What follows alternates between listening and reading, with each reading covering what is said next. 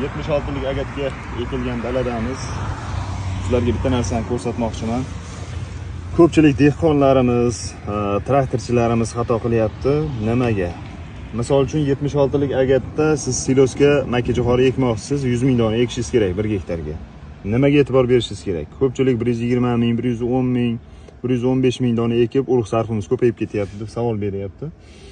Qarang, 1 metrda boshida bitta urug' turibdi. Eng adashadigan joyimiz 1 metrda oxirdagi bitta urug'ni ham hisobini olishyapti-da. Bo'ldi, 1 metrga 8 tadan sozlasak, o'sha agronom aka aytgan, Otabek aytgan razmerda tushyapti 13 santimetrdan.